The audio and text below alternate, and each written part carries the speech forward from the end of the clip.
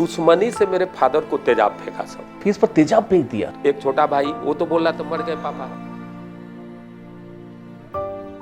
आनंद sir एक है super 30 जिन पर पिक्चर बना है, सेकेंड स्टेज में उनसे मेरी दोस्ती हुई। लाखों विद्यार्थियों को प्रभावित किया है। अगर आप देखें तो कितने ऐसे लोग हैं जो टेंस ऑफ थाउजेंड्स लोगों की जिंदगी पर सीधे प्रभाव डाल सकते हैं। उसके बाद उस समय टीचर का बहुत इज्जत होता था। पूरा कोटा जान गया 2 या 3 क्लास में कि एक टीचर आया है, नटुरे टाइप का है, छोटे छोटे, और बहुत अच्छा पढ़ाता है। और लोगों को लगा कि ये टीचर्स जो इतने आराम से सब्जी का थैला लेकर जा रहे हैं, ये कमा रहे हैं, तो क्यों ना इनको धमका के इनसे पैसे वसूले जाएं। और जब लोग नहीं दे रहे थे तो उन्होंने सरेआम एक सीनियर मोस्ट टीचर को गोली मार दी। आज के बच्चे आपको जीरो समझते हैं, ये समझ जाइए। जितने टीचर पढ़ा रहे हैं ना, अपने को स्मार्ट समझते हैं ना, वह उनको कुछ नहीं समझते। अगर आपको फिजिक्स का चैंपियन बनना है तो उसका रास्ता क्या है? पढ़ाई के रास्ते में आज के हमारे एवरेज विद्यार्थियों को क्या क्या दिक्कतें आती हैं, उन दिक्कतों का सलूशन क्या है, एक पेरेंट को क्या करना चाहिए और क्या नहीं, हमारे देश के पॉलिसी मेकर्स कैसे इस देश को और अच्छा बना सकते हैं, ऐसी बहुत सारी बातें हमने एक बहुत ही दिलचस्प कॉन्वर्सेशन में करी हैं। न सिर्फ हमने बिहार की कोचिंग्स के बारे में जाना, बल्कि हमने ये भी जाना कि जेनजी की आज की ज़रूरतें हमारे एक आइकॉनिक टीचर की दृष्टि से कैसी हैं, पेरेंट्स को क्या करना चाहिए, बच्चों को किस तरह का एटीट्यूड रखना चाहिए, फिजिक्स को अच्छे से सीखने के लिए आवश्यक क्या है, और भी देश की, जीवन की, फिलॉसफी की बहुत सारी बातें हमने आज करी हैं। और अगर आप हमारे साथ जुड़ते हैं तो आप इस बातचीत का बहुत अच्छे से आनंद उठा सकते हैं। तो आपको इस पॉडकास्ट को पूरा अंत तक देखना है। क्यों? क्योंकि हर कुछ समय बाद एक नया रंग, एक नया फीचर, एक नया रूप और एक नई फिलॉसफी आपको सुनने को मिलेगी। अगर आपको पसंद आए तो आप लाइक कर सकते हैं, सब्सक्राइब भी कर सकते हैं, और सबसे मजेदार तो ये है कि उन सारे लोगों के साथ शेयर करें जो पढ़ रहे हैं, पढ़ा रहे हैं या पेरेंट्स हैं। Welcome once again to the iconic teachers of India.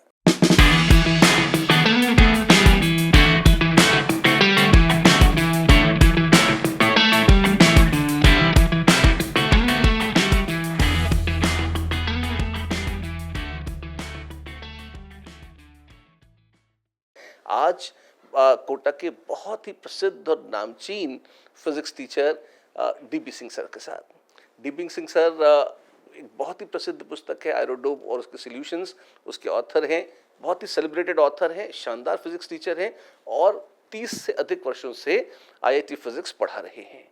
It's a great pleasure कि आज वो हमारे साथ स्टूडियो में हैं और the iconic teachers of India में हम उनका स्वागत करते हैं। Sir, a very warm welcome to you. बहुत खुशी की बात है कि शिशिर मित्तल सर ने मुझे इनवाइट किया, इसके लिए शिशिर मित्तल सर को थैंक यू। सर, बहुत अच्छी और बहुत भव्य जर्नी रही है आपकी, और एक कई जनरेशन्स ऑफ स्टूडेंट्स और टीचर्स को आपने पढ़ाया है, ट्रेन किया है।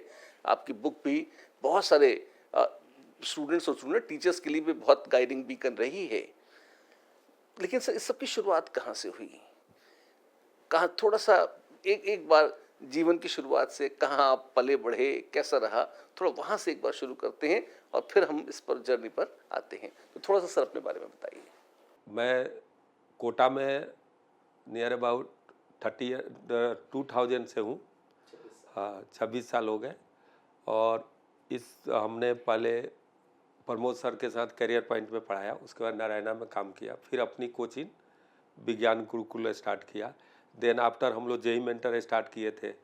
बीच में इंडिविजुअल चलते रहा और आज भी इंडिविजुअल पढ़ा रहे हैं। और मैंने इरोडो का सॉल्यूशन लिखा है 2 वॉल्यूम में। उसके बाद अदर 4 बुक्स भी आते हैं अरिहंत पब्लिकेशन से, और सभी पॉपुलर हैं। तो celebrated author of Arihant publications for physics, IIT physics. बिल्कुल जी। तो सर, जब आप अपने बचपन की ओर देखते हैं तो वो सबसे मेजर टर्निंग पॉइंट कहाँ पर नजर आती है आपको? पहली स्मृति आपको कहाँ से है कि जब बड़े हो रहे थे तो आपकी शिक्षा हो रही थी, कहाँ, तो शुरुआत कैसे हुई? थोड़ा सा उसके बारे में बताइए। मुझे जैसा याद है कि 6 क्लास से मैं अच्छा स्टूडेंट बन गया था। मैंने एक घटना घटी जिसको आगे चलकर मैं बताऊंगा। देन आफ्टर दैट मैं पटना में आया। उसके बाद मैंने आईआईटी कानपुर से क्वांटम फिजिक्स में, आपको एडवांस रिलेटिविस्टिक फिजिक्स में, उसके बाद इलेक्ट्रोमैग्नेटिज्म में, उसके बाद क्लासिकल मैकेनिक्स में, जिसमें 2-3 में तो मेरा आपको आउटस्टैंडिंग परफॉर्मेंस भी है क्वांटम फिजिक्स में या एडवांस रिलेटिविस्टिक फिजिक्स में किया। उसके बाद मैं पढ़ाते रहा, लगा रहा। तो क्लास में जैसे 6 में मैंने गया, 5th से 6th में, तो लाइक फेयरली फेल वाली स्थिति थी मेरी। सही में 3 नंबर आए थे। क्लास घर वाले पूछे तो थोड़ा झूठ बोलता ही आदमी, तो मैंने कहा कि 3rd। तो घर वाले खुश थे कि 3rd आया। मार्क्स ही 3 आए थे। ऐसा नहीं कि पढ़ने में ठीक नहीं थे, अच्छा थे। इंग्लिश भी ठीक था मेरा, थोड़ा बहुत मैथ भी अच्छा था। फादर ग्रेजुएट थे उस समय के, तो नेचुरल है कि आ जाता है। लेकिन जब 6 में गए तो यार पहला क्लास इंग्लिश का था, तो मैं लेट से गया। तो फादर थोड़ा सा हेमोपैथ टाइप के डॉक्टर थे, तो लोग बाग जानते थे। तो मैं एंट्री मारा तो मैडम खड़ा कर दी। नया चूजा देखा कि भाई तुम कर क्या रहे, तुम कौन हो, अभी क्यों आया? तो मैंने बोला कि मैडम मैं पहली दिन आया हूँ। तो बैठाई। फिर मेरे को उठाकर इंग्लिश की किताब थमा दी हाथ में। मेरे पास किताब भी नहीं था। जब मैं पढ़ा तो वो तो इंग्लिश छोटा रहता है ना, इंडी मीडियम स्कूल में बहुत this is pen, this is that is ऐसे रहता है। मैंने 7 चैप्टर पढ़ा।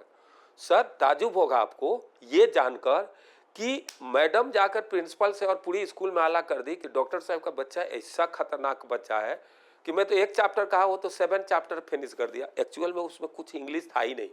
एक एप्पल बना दिया, दिस इज एन एप्पल, ऐसे ऐसे मैंने वॉयल्स और कॉन्सोनेंट का नहीं होता है। देन आफ्टर दैट मैथ का क्लास था, तो मैथ का टीचर डर से पढ़ाया नहीं कि हम हैं क्लास में। अगला दिन मैं, दीदी हमारी बड़ी थी, मैंने बोला मैथ में पढ़ाता कैसे है 6 में, ये बताओ। उसने बोला यार तुम सोचो, वो सोल्व एग्जाम्पल है वो करा देता है और दे देता है तुमको, जो अनसोल्व है वो भी बना कर आता है, बना देता। तो मैंने पूरा सर सोल्व एग्जाम्पल बना लिया उस चैप्टर का और रट गया, रट्टा मार लिया एक तरह से। जैसे वो टीचर सवाल दे, मेरे को तो क्वेश्चन याद है, सॉल्यूशन भी याद है, मैं तो सॉल्यूशन लिखा और लेकर पहुंच गया। टीचर पूरा परेशान, पूरा प्रिंसिपल मेरे को बुलाया सर। और मैं रियल में 6 से आप अगर स्टडी स्टार्ट कर देंगे सर, 8 के बाद नहीं कंट्रोल होता है, तो आप कुछ भी कर सकते हैं। और रियल वही है, मैंने पढ़ाई का समय भी है बीज और वही। हाँ, तो मैंने 2nd किया हाफ ईयरली में, उसके बाद 1st किया एनुअल एग्जामिनेशन में, उसके बाद 2nd नहीं किया। चूंकि चीज़ें 6, 7, 4th, 5th में रटने वाली होती है। लाइक आपको जैसे ABCD रटवाएगा, आपको कुछ भी रटने के लिए, मल्टीप्लिकेशन करा रहा है, पता ही नहीं क्यों करा रहा है भाई, रटना ही होता है वो, रटना ही होता है, वेरी सिंपल है। तो उसमें इंटरेस्ट नहीं जगता था, तो आदमी कर लेता था कि ये तो हो ही जाएगा इस चक्कर में। हाँ, कभी कभी जंपिंग भी होता है। आपको देखें बॉडमस का क्लास 3 में कितने खतरनाक सवाल होते थे। एक उसमें सारे बॉडमस के जो है रूल लग जाता था एक सवाल में। मुझे आज भी वो दिख रहा है वो सवाल किताब में होता था, टेक्स्ट बुक चलता था हम लोगों के टाइम में उस समय। ये है एक, तो ये हो गया। दूसरा टर्निंग पॉइंट कि मैं जैसे पढ़ना शुरू किया ना, तो बेसिकली मेरे घर में, घर अच्छा खासा है, दादा भी अच्छे थे सब लोग। एक दुश्मनी से मेरे फादर को तेजाब फेंका सब।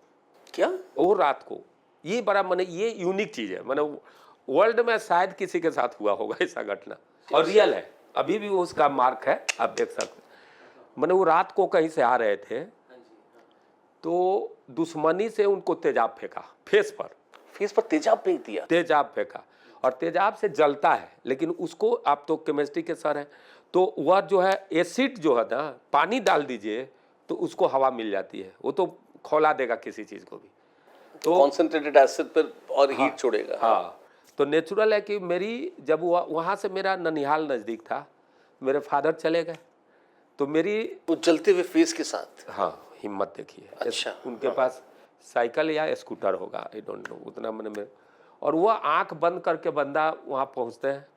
मेरी नानी कोई थी, तो गांव में जनरली लोग अनपढ़, पढ़े, लेडीज उतनी पढ़ी नहीं हुआ करती थी, तो वहाँ पर उसने पानी फेंक दिया उस पर। तेजाब जब तक ले था तब तक तो जल रहा था थोड़ा बहुत ना, कहीं कहीं पर, पानी से वो खौल गया। और सर आपको ताजुब होगा कि ये मांस खोल कर यहाँ गिर गया और ये जो गैप था वह भर गया, ऐसे स्लैब टाइप का बन गया। अरे राम, हाँ। ये संघर्ष में हम लोग पढ़ने वाले, एक छोटा भाई वो तो बोल रहा था मर गए पापा, हम थे और मेरी बहन थी। और एक हमारे यहाँ क्या होता है, शादी दो नहीं होती है, तो मेरी बड़ी माँ का हस्बैंड जो है बिना देखे वो मर गए थे। मैंने पहले दोंगा टाइप का गावना होता था ना। नहीं नहीं, मैं नहीं समझा, थोड़ा सा समझाइए। जैसे मेरी बड़ी माँ की शादी हुई, आपकी बड़ी मतलब ताई जी?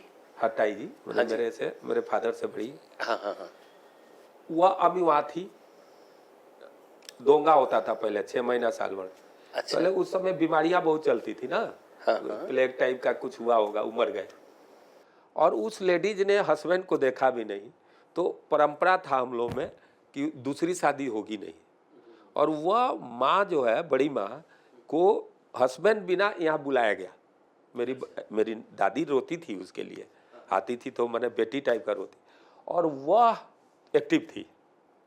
और लेकिन गांव मैंने रिलेटिव क्या किए थे कि उसकी जो भतीजी थी उससे शादी करा दिए थे मेरे पापा का, तो एक क्लोज रिलेशन हो गया। तो लेडीज का एक इज्जत का भी तो लोग उछालने लगता है, तो वो ठीक हो गया था। तो वो मम्मी लोगों के साथ रहती थी, हम लोग उसको माँ टाइप का ही मानते थे, हम लोगों को पता कुछ नहीं था, हम लोग उसी के पास होते थे। तो वह जो है गई वहाँ पर। सर स्थिति ये थी कि इधर जाओ चाहे इधर जाओ, लेकिन मैंने पढ़ना नहीं छोड़ा। अपनी पढ़ाई को एकदम बोलने से स्कूल जाते थे, आते थे। भीषण कांड के बाद भी आप स्कूल चले गए? हाँ, मेरे को पढ़ना है बस, कुछ नहीं करना है। इसके पीछे मेरा एक डेडिकेशन नहीं था, मेरा एक जुनून नहीं था। मेरा ये था कि मैं हॉस्पिटल में मैं कुछ नहीं कर सकता, मैं उस एज में नहीं हूँ, तो मैं वहाँ खड़ा रहूँ और मेरा स्कूल छूटे, तो उससे अच्छा है कि मैं घर पर कुछ मदद कर दूंगा, स्कूल के बाद मैं हॉस्पिटल नहीं जाऊँगा। कितनी एज थी आपको आपकी उस ताजुब समय? होगा, बहुत छोटा, मैंने आपका 6-7 का क्या होता होगा। तब भी ये क्लैरिटी ऑफ थॉट थी हाँ, आपको? था, क्लियर कंसेप्ट था। मैं घर का बहुत काम करता था आकर, जितने मैंने फादर का जिम्मेवारी था, रिस्पॉन्सिबिलिटी था, मैं निभाता था। और उसके बाद मैं पूरी काम करता था। घर में बहुत चीज़ें होती है, गाँव में पहले तो होता ही था ना। देन आफ्टर दैट क्लास भी करता था, और कभी मैंने फादर का फेस नहीं देखा, जलता हुआ फेस मैंने हॉस्पिटल में देखने नहीं गया। अच्छा, ठीक है। हाँ। वो लौट कर 1 महीना के बाद आए, तब मैंने उनका फेस देखा, बस उसके पहले कुछ नहीं देखा। और ये चीज़ में मेरे को आंसू नहीं आया आंख में, रोया नहीं। जबकि चाचा सब अलग अलग हो गए, इवन जो भी पैसा मैंने का बहुत प्रॉब्लम आया। इवन मैंने एक समय तो मतलब ऐसा एक गया, एसिड अटैक हुआ और उसी के बाद परिवार में बंटवारा भी हो गया। नेचुरल है सर, लोग कर लेते हैं।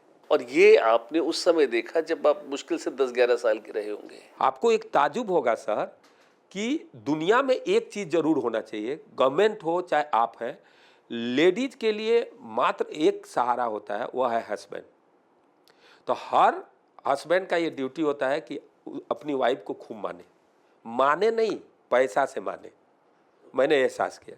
और उसको लेडीज के लिए गहना गुड़िया पूरा देना चाहिए, उसका फादर हो या उसका हस्बैंड हो। वह क्या करती है ना, अपने लिए उसको रखती है, और वह एक ही आदमी के लिए खर्च कर सकती है, वह है उसका हस्बैंड, और किसी के लिए खर्च नहीं करेगी। तो वह एक हस्बैंड के लिए प्लस पॉइंट भी है। मेरी माँ के पास गहना बहुत था, सारा गहना जीरो, लेडीज का गहना से मेरा परिवार बच गया। हाँ, किसी ने मदद नहीं किया, किसी ने नहीं, उल्टे बंटवारा करके सब अलग और ले गए। और मैंने पाप पुण्य सब। 8 क्लास में मैं आया तो वही परिवार को 8-9 होगा या 10, मैंने एक में मकान बनवा दिया सबका। ये उनके लिए आपने किया जिन्होंने उस समय आपका साथ छोड़ दिया था? छोड़ दिया, तो मैंने वो सोचा ही नहीं ना, मैं भी तो बड़ा हो गया ना, मेरा मकान उतना बड़ा है। आप सोच को, बगल वाला आदमी गलत सोचता है तो आप उसके या तो जाल में फंस जाइए, या तो अपनी ऊंचाई इतना बढ़ा लीजिए कि ऊपर से नीचे देखे तो ऊपर देखे तो उसकी मुंडी टूट जाए। ये भी तो कर सकते हैं ना। अच्छी बात है। तो बहुत सुंदर बात है ये कि एक बिल्कुल नव किशोर मन पर जो एक तकलीफ थी, है ना, जो आपने दुनिया का एक बड़ा विद्रूप रूप देखा कि जिस समय परिवार को सबसे अधिक सहारे की जरूरत थी, और उस समय परिवार ही काम आता है, और वही परिवार दुश्मन बनकर खड़ा हो गया। और ऑलरेडी आप त्रस्त हैं, परिवार त्रस्त है, पिताजी जो कि अकेले अर्निंग मेंबर हैं, वो उन पर एसिड अटैक हो गया है, वो हॉस्पिटलाइज्ड हैं, घर के गहने बिक रहे हैं। बेकार है उनका, कोई मैंने अब यूज नहीं है वो पड़े हुए। तो हाँ। जिंदा रहेंगे कि मरेंगे ये कोई फिर ये कोई नहीं जानता, और कोई नहीं ऐसे जानता। समय पे उन्होंने बंटवारा भी कर लिया। कर लिया। और ये तब की बात है जब आप मुश्किल से 15-16 साल के रहे होंगे, 9वीं 10वीं क्लास में। तब भी आपने सोच रखी कि अब जो हो गया उसे जाने दो, कम से कम परिवार एक साथ रहेगा, एक साथ दिखेगा तो अच्छा लगेगा। अच्छा लगेगा, मकान अच्छा लगेगा, अच्छी शादियों बात। में कोई आएगा तो देखेगा जी इतना बड़ा मकान है। सेकेंड स्टेप क्या था कि उस समय हमारे यहाँ से बच्चे जाते थे मुजफ्फरपुर, एक टाउन होता था वहाँ पर। हमने स्टेप लिया कि मैं पटना जाऊँगा पढ़ने। उस समय तक लिए मैं सर ट्रेन पर भी नहीं चढ़ा था। आनंद सर एक है सुपर 30 जिन पर पिक्चर बना है, सेकेंड स्टेज में उनसे मेरी दोस्ती हुई। ओके, आनंद कुमार जी से। हाँ, आनंद सर जो है, हम वाकई में लाइफ में कोई एक आदमी हमें मिला, वह है आनंद सर। आनंद सर बड़े आदमी हैं आज के डेट में, पद्मश्री मिला है, पिक्चर भी बना, डिस्कवरी पर भी बना, बहुत चीज़ है। बड़ा से तो ठीक है, उनका बैक साइड आप देखिएगा तो कोऑपरेटिव गजब है। अगर वह कहीं पर लगता है कि ये बंदा को हम कोऑपरेट कर देंगे तो ये बहुत आगे बढ़ जाएगा, तो जलन नहीं करते। अच्छा, ये बड़ी बात है। इस कदर मदद करते हैं। मेरे को तो किया है। अब हम दोनों, उनके पापा नहीं थे, फैमिली है, हम अब दोनों दोस्त हो गए, दोनों की कहानी लगभग सेम हो गई। ओके। लेकिन आनंद सर का उस समय भी नाम था, अच्छे अच्छे काम किए थे, परख पर भी आ चुके थे। तो उसके बाद अपन किए, एक दूसरे से मदद में उन्होंने, उनके रहने से मेरे को सीखने का बहुत चीज़ मिला कि समाज से कैसे अपन सीखते हैं, कैसे आगे बढ़ते हैं, ये उनको कला पता था। तो मैं देखा कि आदमी को कौन आगे बढ़ता है जब उसकी टच बड़े लोगों से होती है, और बहुत बड़े बड़े लोगों से इनकी टच थी उस समय। आपको अपना सर्कल उन्हीं लोगों को रखना पड़ेगा जैसा आप बनना चाहते हैं, जैसा आपका एस्पिरेशन है। अगर अपने से और ऊंचे लोगों के साथ आप मिलते हैं, उठते हैं, बैठते हैं, संपर्क बढ़ाते हैं, तो कहीं ना कहीं आप भी उसी दिशा में बढ़ते हैं। उस मानसिकता का प्रभाव आपके ऊपर होता है, आपकी साइकी इवॉल्व होती है, आप कुछ सीखते हैं और आप और तरक्की करते हैं। हाँ, ये मैंने आप जो बोले सर, वही एग्जैक्ट सही है। अब कोटा की ओर पढ़ाते हैं, तो करियर पॉइंट में जब होते थे बहुत सारे बच्चे, तो करियर पॉइंट को प्रमोद सर ने एक टीचर को यहाँ से भेजे, वो बिहार का ही थे, मैथ के टीचर। तो इन्होंने बोला फ्लाइट से चलना है, टेंशन मत लो, फ्लाइट पर चढ़ो, अच्छा हो, वहाँ पर इंटरव्यू देना, और इंटरव्यू क्या लेना है, हो जाएगा। तो मैंने संडे था, मैंने फ्लाइट पकड़ा, चल आया वहाँ दिल्ली, और दिल्ली से यहाँ आया। प्रमोद सर थे और ओम सर, दो आदमी। तो इन लोगों ने नाश्ता पर बुलाया, तो उनको लगा था डीवी सिंह अगर वर्ड लीजिएगा ना सर, तो लगता है कि भयानक आदमी होगा, मोटा था जो इसका बहुत फायदा हुआ है मेरे को। तो मैंने डीवी सिंह, तो ओम सर बोले कि डीवी सिंह कहाँ है? तो प्रभाकर सर थे, बोले कि यही ना है। तो उन्होंने बोला किस ड्राइवर को पकड़ लाया? क्या बात मैंने सुन लिया, किस ड्राइवर को पकड़ लाए? तो मेरे को गुस्सा आया। मैं तो पैसा कमा रहा था उस समय सर, बहुत अच्छा कमा रहा था। उसके बाद जब मैं गया तो 3-4 और आए हुए थे, तो मेरे को था कि मेरे से ये लोग क्या होता है, इंटरव्यू लेंगे नहीं, हम तो बड़ा टीचर है। तो मैंने गया, तो उन्होंने, मेरे को लगा कि यहाँ तो मेरे को बाद में बुलाएंगे, वो तो पहले ही बुला लिए। प्रमोद सर बोले कि कुछ पढ़ा लो सर, ऐसे ही बोले, कुछ पढ़ा लो। हमको गुस्सा तो बहुत तेज था, मैंने बोला आप बोल दो क्या पढ़ाना है। तो उन्होंने कुछ फ्रिक्शन बोला, मैंने फ्रिक्शन में जो बोला, मुझे हमारा जो है बिहार में जो है ना, हिंदी ज़्यादा चलता है, इंग्लिश कम चलता। उन्होंने बोला यहाँ इंग्लिश में तुम बोलना, तो मैंने बोला कि ठीक है बोल दूंगा, मेरे को तो डर था नहीं। तब मैंने बोला, जो इंग्लिश फ्रिक्शन को पढ़ाया सर, सब मुंह बना लिया, जो आया था इंटरव्यू मुंह बना लिया, ओम सर भी शायद मुंह बना लिए। उसके बाद प्रमोद सर जो है ना, समझ गए कि इसको नॉलेज है, तो उन्होंने बोला listen to me, 2 blocks are connected by a massless spring. The masses of blocks are M1 and M2. What minimum force is required on block M1 to shift the block M2? तो उस समय इरोडो का number, AC Verma का number मेरे को याद होता था, बुक्स इरोडो चलता था उस समय सर। तो बोले your problem related to I Irodov और this and that, can you discuss the motion of M2 M1। हम कहे यस। और मैंने मोशन जो डिस्कस किया ना, तो प्रमोद सर कहे आ जाइए आप। तो हम बैठ गए। उसके बाद इन सब से पूछे कि मेरा इंटरव्यू कैसा गया। तो बोला कि क्या पढ़ाया यार, कोई नहीं समझ में, हमको तो आया ही नहीं। उधर सब मुंह बना रहे थे, एगो प्रमोद सर को छोड़कर। तो हमने बोला कि यस, इसका मतलब कि हम ही एक बेस्ट टीचर है, इसमें और कोई नहीं है, उनमें छोड़ो। उसके बाद प्रमोद सर निकले तो मेरे को साथ कर लिए। उसके बाद मैंने पढ़ाया। नाम सर पहला लेक्चर लिए थे तो लड़का उसमें लालू प्रसाद यादव के नाम से बहुत चिढ़ाता था सब कि ब्याह लालू प्रसाद यादव। हम कहे जहाँ उसी के वहीं से आए हैं, अब बोलो। तो हाँ हाँ हाँ हंस रहा था। तो मैंने बोला एक बात बता रहे, मैं तुमको एक क्लास पढ़ाऊंगा, अगर अच्छा नहीं लगेगा तो तुम सर से क्या बोलना, मेरे ही से बोलना, नहीं यहीं से भाग जाऊंगा। पूरा कोटा जान गया 2 या 3 क्लास में कि एक टीचर आया है, नटुरे टाइप का है, छोटे छोटे, और बहुत अच्छा पढ़ाता है। तो मैंने इरोडो का सॉल्यूशन लिख दिया।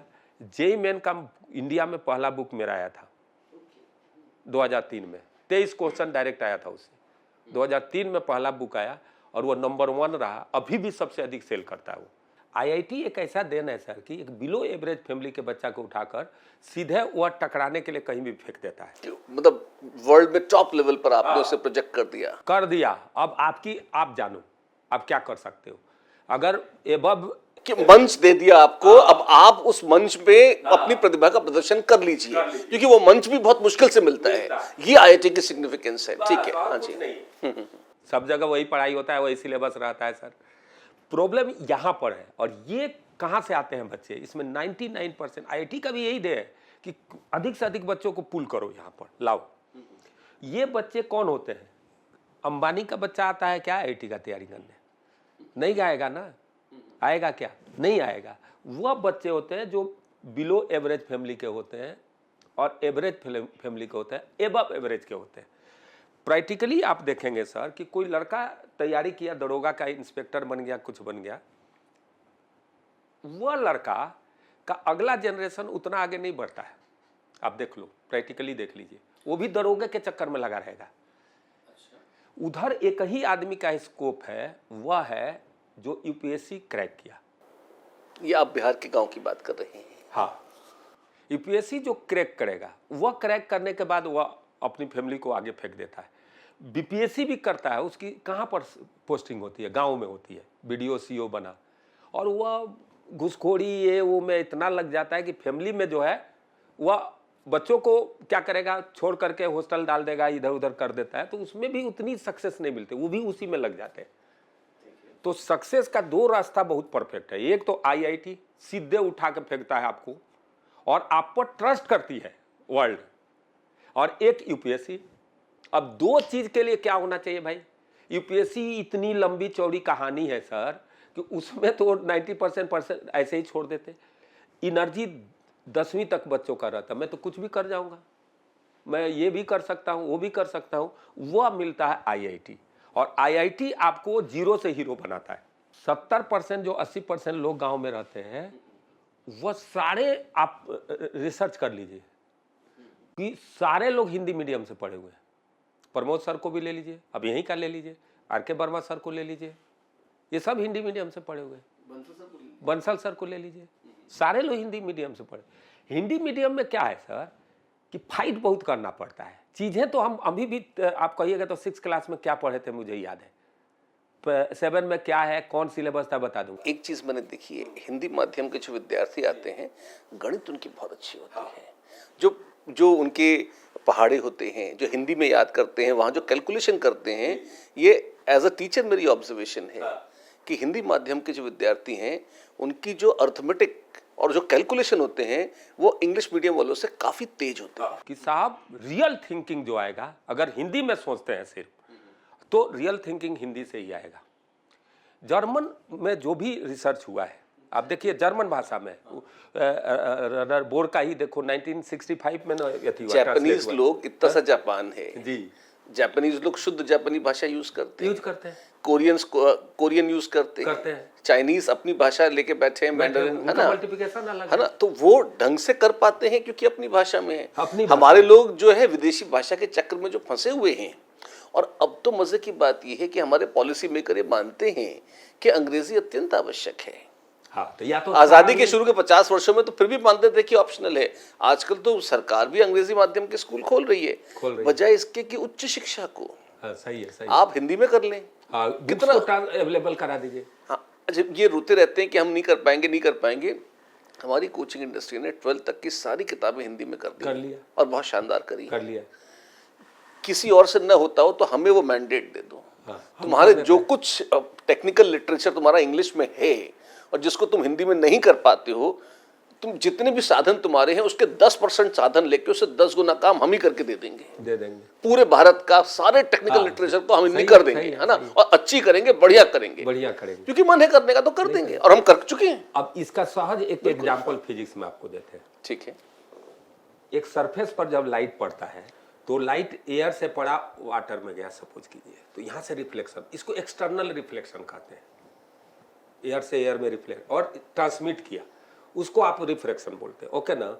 अब वो रिफ्लेक्ट करके लाइट गया, अब लाइट वाटर से गया अगर एयर में, तो यहाँ भी लाइट थोड़ा पार्शियली रिफ्लेक्ट होगा, तो इसको इंटरनल रिफ्लेक्शन कहते हैं। ठीक बात। एंगल बढ़ाते जाओ तो टोटली रिफ्लेक्ट कर जाएगा। हाँ जी, ओके ना। हाँ बिल्कुल। अब क्या है कि आप रेनबो पढ़े और बुक्स पढ़े तो रेनबो का कारण क्या देता है? टोटल इंटरनल रिफ्लेक्शन, जबकि एक्चुअली में वो इंटरनल रिफ्लेक्शन हो रहा है। ये कमाल है। उसने क्या किया, जो इस बात को कर दिया किताब में, इंडियन जितने राइटर्स के बुक हैं उसमें देखिएगा कारण क्या देगा रेनबो का, है टोटल इंटरनल रिफ्लेक्शन नहीं लिखता है। आप देख लीजिए इसके पीछे कारण क्या है। वह जब सोचा तो इंटरनल रिफ्लेक्शन और टोटल इंटरनल रिफ्लेक्शन को एक बात सोच लिया, वहां होता है इंटरनल रिफ्लेक्शन। टीआईआर हो ही नहीं सकता, एक लाइट घुस रहा है तो वहां से कैसे बिना निकले रहेगा। सर इसमें भाषा की दिक्कत नहीं है। हमारे जो ऑथर्स हैं, एक्चुअली क्या है इसमें कारण ये है कि ये जो हमारे इंडियन ऑथर्स हैं ये अधिकांश सरकारी टाइप के हैं।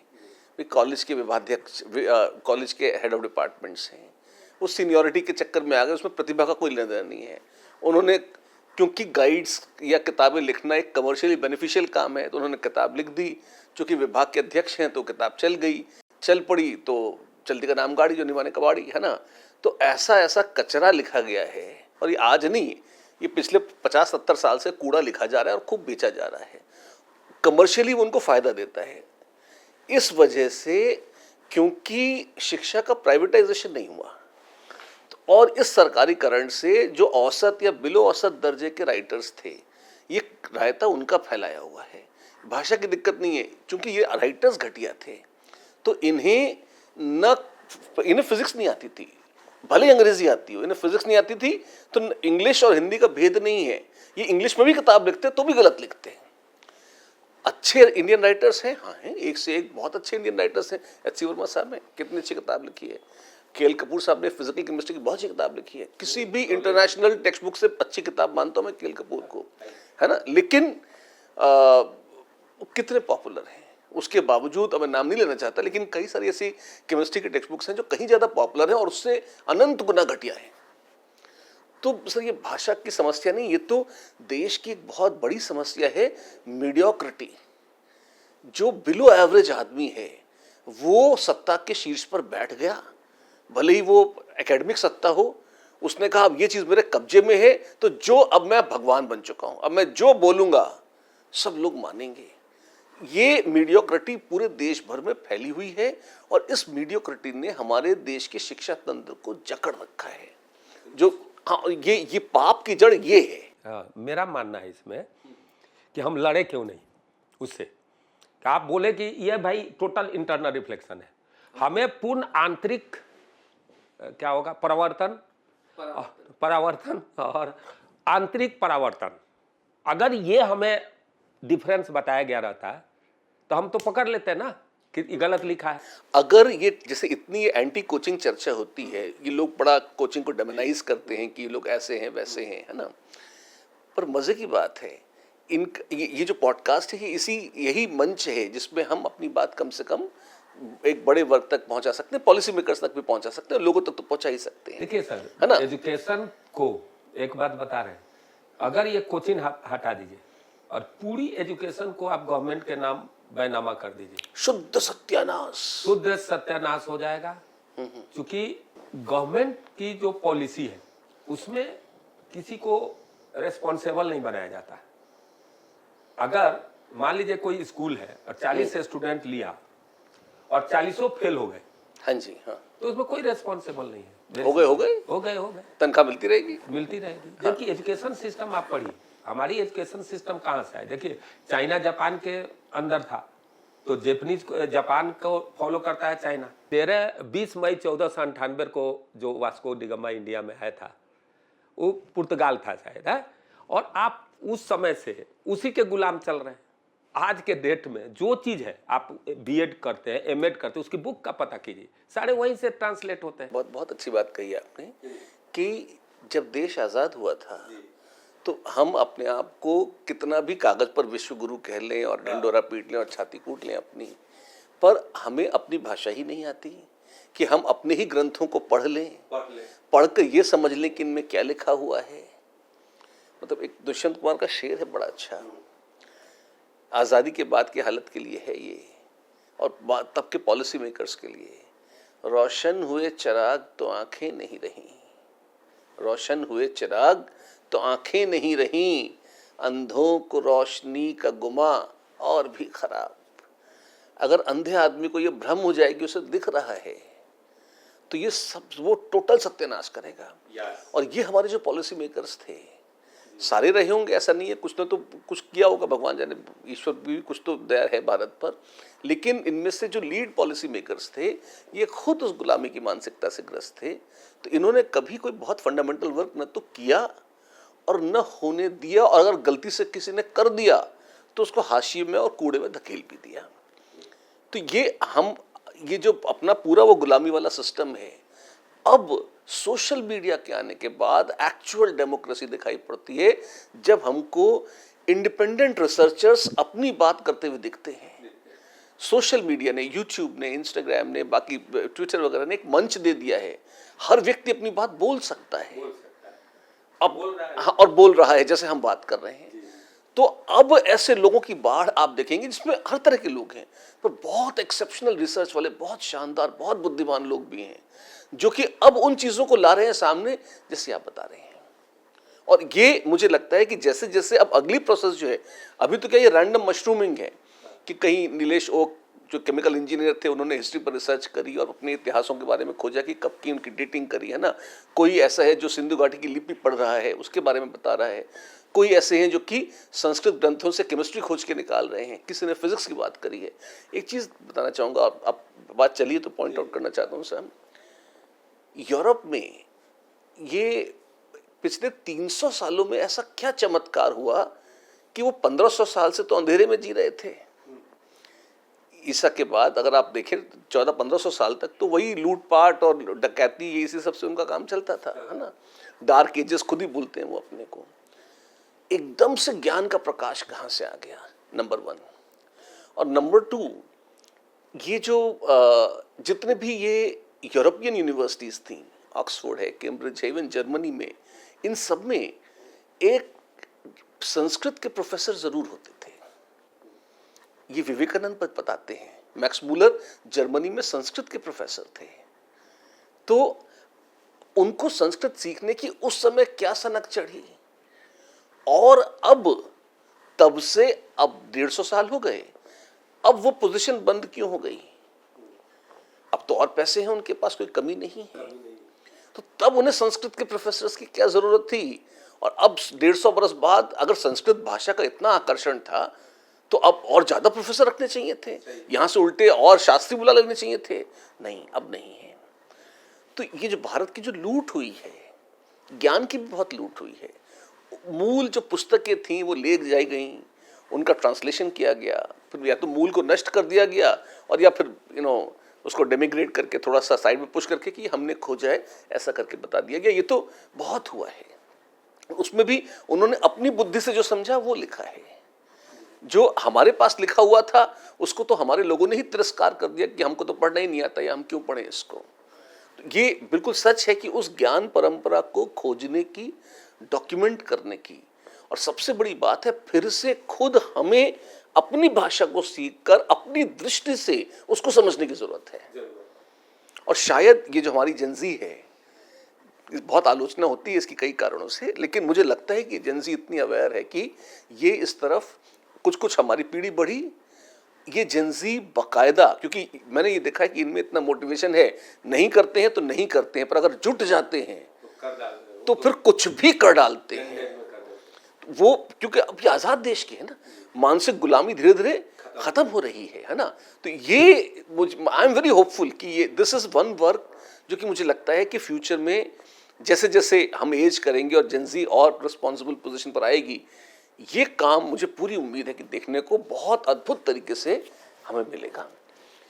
आइकॉनिक टीचर्स ऑफ इंडिया का ये जो मंच क्रिएट करना, इस पर आप जैसे बड़े लोगों से बात करना जो था, इसका लक्ष्य भी यही था कि कम से कम ये डायलॉग और ये कॉन्वर्जेशन क्रिएट हो कि भाई इसका महत्व क्या है, इसकी ज़रूरत क्या है। तो हम वो कर रहे हैं। चलिए, right sir, back to you. अब इस संदर्भ में मेरा मानना क्या है कि हम क्या करते हैं कि इंडिया में क्या होता है, हिस्ट्री बहुत है, हम हिस्ट्री के पीछे बहुत भागते हैं। इतना देश गुलाम रहा, इतना सुनते हैं सर। उसके पहले भी था। गुलामे तो रहा ये। अब सर इसमें क्या है, मेरा मानना क्या है कि सारा देश, जैसे जापान का कितने लोग जानते होंगे चाइना जापान के अंदर में था? मैं तो नहीं जानता था। आपके जैसे महान आदमी जो भाई ये व्यंग है। सही बात है भाई, आप एक मानते हैं ना भाई, एक पर्सनालिटी है इंडिया के। अरे सही, अब हम सर ये सच्चाई है, आप बात मानिए। आप जो कह रहे हैं उसका अर्थ जो मैं समझ रहा हूँ ये कि इतिहास में दोष हो सकते हैं, भारत भी गुलाम रहा और चीन भी, पर चीन ने अपने इतिहास बोध से उस गुलामी के हिस्से को हटा दिया, उनको ही गुलाम कर दिया। जापान आज डिपेंडेंट है, रसिया डिपेंडेंट है। हाँ जी, है ना। रसिया तो को और तो हम यही है वो ना, गुलामी का जाप कर करके फिर से गुलाम भी है। अभी भी मन से गुलाम ही बने हुए हैं। इसकी बजाय ये पिछले 800 साल के इतिहास को उठा के कूड़े में फेंक देते हैं, और पूरी दृष्टि से कि भारत क्या है, भारत की आत्मा क्या है, भारतीयता क्या है, हमारा अपना जो देश दसियों हजार वर्ष से एक ज्ञान की परंपरा को, बल्कि अपनी पहचान को लेकर जो चल रहा है, इसके मूल तत्व क्या है, इसके बारे में डिस्कशन होना। हाँ, इसमें भी सब डिस्कस करने की जरूरत नहीं है भाई। हाँ जी, इसमें देखिए, मैं ओरिजिन अगर आप देखिएगा तो गॉड एक वर्ड आता है। गॉड का अर्थ क्या होता है? क्या होता है? जनरेटर, ऑपरेटर एंड डिस्ट्रॉयर, यही ना होता है। ठीक। टू जनरेट ब्रह्मा भगवान, to operate Vishnu, to destroy Shankar Mahesh, कुछ मान लो आप। ठीक है। हाँ। मनुस्मृति का पहला श्लोक है कि नहीं, लेकिन मैं मानता हूं उसको पहला श्लोक। आप भी पढ़े होंगे, हम भी पढ़े होंगे। अगर आप सीबीएसई होंगे तो नहीं पढ़े होंगे, हम बिहार बोर्ड में पढ़े। मैं महाराष्ट्र बोर्ड में था। हाँ, तो मैं सर बताऊं आपको, कहता है नमो विश्व सृजे पूर्वम विश्वम तदनु विव्रते अथ विश्वस्य संहर्ते त्रेधा स्थित आत्मने। यही है नमो विश्व सृजे, मतलब विश्व का सृजन करने वाला को सबसे पहले नमस्कार है। जिससे कोई बोलता है नमो तो हम नमः बोलते हैं ना, प्रणाम प्रणाम। तो उसके बाद विश्वस्य षष्ठी विभक्ति है, विश्व के लालन पालन करने वाले विष्णु भगवान को मेरा नमस्कार है। उसके बाद इसको विनाश करने वाले शंकर भगवान को नमस्कार है, और त्रेधा, इन तीनों रूप में रहने वाले परम पिता परमेश्वर का सबसे बाद में मेरा नमस्कार है। यही ना इसका अर्थ हुआ। ठीक है। गॉड का भी तो यही है। हाँ, ठीक है। अल्लाह क्या कहता है? ये जो कुरान पढ़ो, हम पढ़े हैं सर, थोड़ा बहुत, अधिक नहीं, लेकिन मैं निचोड़ पढ़ता हूं। वो कहता है कि गॉड क्या है, तो गॉड के ऊपर कोई नहीं है। यानी आप गॉड को, आप क्या है, सबसे ऊपर है। यानी ये मुस्लिम लोग मानता है कि इसके ऊपर किसी को नहीं रखेंगे, कुछ भी कर लो। ये तो सही बात है। तीनों का मीनिंग एक है मानने वाले के लिए। अंतर क्या है कि आपका दो पैर है, आप गुरु हैं, मैं एक चेला और एक और चेला, दोनों दबा रहे थे। आपका पैर उस पर चढ़ गया, मैंने बोला अपना पैर हटाओ, उसने बोला कि अपना हटाओ, दोनों तलवार खींच लिए। मैं तेरा पैर काट दूंगा, मैं तेरा पैर काट दूंगा, लेकिन पैर किसका है? गुरु का। गुरु का, पर वही भगवान का है। ये हिंदू मुस्लिम लड़ रहे हैं फालतू के, और लड़ाने वाले लगे हुए हैं। तो मेरा ये साफ साफ तौर पर स्पष्ट मानना क्या है कि दुनिया में आदमी अगर है तो बेस्ट आइडिया नहीं होता है। आप हमें जो सोच रहे हैं साहब, वैसा करोड़ों लोग सोच रहा है। एग्जीक्यूशन पार्ट जिसका अच्छा रहेगा वो आगे बढ़ जाएगा। हमारी क्या है सोच, हकीकत नहीं है सर। सांप को हम दूध पिलाते हैं, जो सांप दूध पी नहीं सकता, कैल्शियम से मर सकता है। आप पता कर लीजिए, हम सांप को दूध पिलाते हैं, वो पी ही नहीं सकता। पी सकता है, आप तो सर जानकार है ना, कैल्शियम उसके लिए घातक है। सांप को दूध रख दीजिए भाग जाएगा वो। ये तो सच्चाई है ना सर इस दुनिया का। तो मैं कह रहा हूं कि मेरा देश आगे कैसे बढ़ेगा। आप कह रहे हैं ना एआई आ गया, हम एआई से कुछ नहीं बदलने वाले हैं। हमारे पास एक यूट्यूब जैसा चैनल हम स्टार्ट नहीं कर पाए आज तक, तो एआई आपका नौकरी क्या खाएगा? खाक खाएगा? कोई नहीं खाने वाला है। हम आज पूरी 100% डिपेंडेंट हैं अमेरिका पर हर चीज के लिए। आप गूगल ले लो, कुछ भी ले लो, टेक्नोलॉजी के लिए। हाँ टेक्नोलॉजी। अरे सर वही मेन है। अमी की दुनिया में जेनजी को नहीं चाहिए वो शंकर भगवान, उसको वो चाहिए मोबाइल बेस्ड। अगर आपको खुश रख रहा है तो अपना बच्चा को दिला दीजिए एप्पल का कौन सीरीज आता है, आपका पैर पड़ेगा, पैर दबा देगा। आप अगर उसको कहीं मंदिर में ले जाइए कि चल बेटा तुम यहाँ पूजा कर जाएगा, ठीक है, तो आपकी इज्जत के कारण वो जा रहा है। तो आने वाली जो टेक्नोलॉजी है उस टेक्नोलॉजी को आपको अपनाना पड़ेगा, उसके लिए इंडिपेंडेंट होना पड़ेगा। सारे देश वही आगे बढ़ रहे हैं। देखिए चाइना का प्रॉब्लम ये नहीं है। चाइना का सबसे बड़ी प्रॉब्लम क्या है? उबड़ खाबड़ देश है, वहां पर क्या है भाई, हमारे जैसा कुछ नहीं है, कोई चीज ऐसा नहीं है जो वो आगे बढ़ सकता है, फिर भी आगे। इसके पीछे कारण क्या है? वो अपनी पॉलिसी को चेंज करता है। कम्युनिस्ट देश था, उसको कम्युनिस्ट का डेफिनेशन बदल लिया। वह किसी के उकसाने में नहीं आता है, वह चीजों को राख को उठा करके ले जाए। जैसे आप चाइना का टेक्नोलॉजी क्या है, चाइना में आप जाइए और आप कहिए कि मेरे को ये मोबाइल बनाना है, देखेगा अच्छा है, कल आइएगा, कल गया मोबाइल बना के देगा। आप कहोगे अरे इसमें ऐसे टेढ़ा करना था, देखेगा ठीक है कल आना, टेढ़ा करके रखेगा। अरे सर मजा नहीं आ रहा है, इधर कबूतर का बच्चा टाइप का बना दो, कबूतर टाइप का कहेगा 2 दिन बाद आना। बनाते जाएगा बनाते जाएगा, बनाते बनाते लास्ट में बना दिया, हाँ मजा आ गया। कितने पैसे हुए? बोलेगा 1000 रुपया। अब आप उसको लेबर देखिएगा, इसको तो 10-15 हजार रुपया लग गए और मेरे से 1000 ले रहा है, वो 1000 में आपको दे दिया। अब सर उसको तो एआई क्या करता है, ये जो चैट जीपीटी है उसको हम ही तो ट्रेंड कर रहे हैं। आपने चाइना को क्या कर दिया, उस बंदे को आपने ट्रेंड कर दिया कि ये मोबाइल मेरे को चाहिए। अब मार्केटिंग की क्या जरूरत है भाई? 1000 आपको लगा, आप 10,000 आदमी को बोलिएगा 1000 में बेवकूफ है, चाइनीज मेरे को दे दिया मोबाइल, और ऐसा मोबाइल किसी के पास नहीं है। 10,000 तो मोबाइल बिक गया उसका और रख दिया मात्र 5,000 रुपया। ये होता है, यही टेक्नोलॉजी है उसका। उसने सब चीज डेवलप कर लिया साहब, हम विश्व गुरु बने हुए। उसको अमेरिका को चने चबवाने के लिए तैयार हो जाता है 2 देश रह करके चुपचाप, रूस और चाइना अगर किसी के साथ हो जाए। चल ही रहा है ईरान। हाँ अभी तो आपको दिख रहा है ना सर, वो अमान है, ऐसे उनसे भी बिजनेस भी कर रहा है। अमेरिका को मजा है कि चाइना पर रोक लगा दे। सर मेरा भाई 10 बरस ऑस्ट्रेलिया में रहा है, मेलबर्न में, और मैं जानता हूं सर स्थिति क्या हुआ। टोकरी भी मिलता है तो चाइना का मिलता है। इंडिया का सबसे बड़ा प्लस पॉइंट क्या है भाई? पॉपुलेशन। साहब इतनी पॉपुलेशन में आप सामान नहीं बेच रहे हैं, आगे नहीं बढ़ पा रहे हैं। अमेरिका बेच रहा है सामान लाकर, चाइना लाकर बेच रहा है, और आप रो रहे हैं कि हमारे पास कुछ नहीं है। बात को आप समझिए, हमारी जो ताकत है उस ताकत को इग्नोर कर रहे हैं, और ये जाकर बहुत प्रॉब्लम करेंगे। ये 70 करोड़ आज 30 है, कल 50 होंगे। 50 के बाद दुनिया में कोई जो करा रहता है उसी को आगे पीछे करते रहता है। वह थॉट्स अच्छे ला सकता है, वो दौड़ नहीं सकता है, रिस्क नहीं ले सकता है, गिरने का डर रहेगा। इनको गिरने का डर नहीं है, इनको संभालो साहब। अगर जिस दिन इसको संभाल लोगे ना, इंडिया बहुत आगे चल जाएगा। मैं आपको बता रहा हूं सर, गवर्नमेंट थोड़ी सी अगर मदद कर देना इसमें। इंडिया में क्या है, आप आईआईटी में गए, कितनी चीज पढ़ाता है भाई। आप पढ़े होंगे आईआईटी में, तो आपके समय फोर्ट्रेन 77 चलता था, कबोल पास्कल सुपर हिट होते थे ना भाई। टेक्नोलॉजी का सबसे फोर्ट्रेन 77 होता था ना। आज किसी लड़का से पूछ लीजिए, वो बताएगा क्या? बेसिक में जावा है और एक HTML है, यही चल रहा है ना सर। वो चीज आप पढ़ा करके उसको क्या तैयार कर दीजिए। टेक्नोलॉजी की डिग्री जो है सर विदिन 1 ईयर गायब हो जाती है। तो आप ट्रेनिंग पर ज्यादा ध्यान दीजिए, आईआईटी को ट्रेनिंग में लगाइए भाई।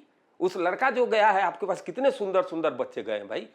शिशिर मित्तल सर जैसे IIT बॉम्बे में एक बच्चा जा रहा है और उसको आप ट्रेन 1 बरस का 6 महीना के ट्रेनिंग से एक 4 बरस का इंजीनियर बना सकते हैं एक पर्टिकुलर सब्जेक्ट में, क्योंकि वह आप ट्रेनिंग दे रहे हो वो काम का नहीं है, 10 बरस के बाद गायब हो जाएगा। तो ट्रेनिंग में बदलो इन कोर्सों को, छोटा छोटा 1-1 बरस का ट्रेनिंग देख करके। खैर मैं इस बात से पूरे इत्तेफाक तो नहीं रखता, क्योंकि देखिए सर ऐसा है कि ये तो जो प्रोफेसर्स हमको पढ़ाते थे वो भी बहुत क्लियर थे कि जो हम आपको पढ़ा रहे हैं टेक्नोलॉजी ये आउटडेट हो जाएगी, पर ये जो आपको पढ़ाया जा रहा है खाली एक ढांचा है। जो डेवलप हो रहा है वो आपके सोचने का और प्रॉब्लम सॉल्विंग का तरीका है। और अभी तो जैसे कोर्सेज में वो कहते थे कि हम आपको प्रॉब्लम्स दे देते हैं, रियल लाइफ में तो आपको खुद ही परिवेश को देख के सबसे बड़ा काम तो प्रॉब्लम स्टेटमेंट लिखना है। आप प्रॉब्लम आइडेंटिफाई कर लें, 80% काम तो वहीं हो जाता है और फिर 20% बचता है उसको सॉल्व करना, जो कि आपके पास पूरे रिसोर्स है, किताबें हैं, पूरी लाइब्रेरी है, कंसल्टेंट्स हैं, उनकी मदद से आपको, but you have to find a solution.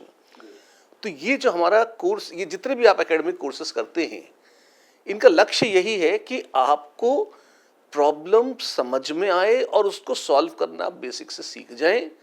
बाकी ये ढांचा जो है ये परिवर्तनशील है, ढांचा तो वो नहीं रहेगा। रियल लाइफ में भी आप जाओगे तो ऐसा नहीं है कि आप हीट एक्सचेंज नेटवर्क डिजाइन करोगे ही सही।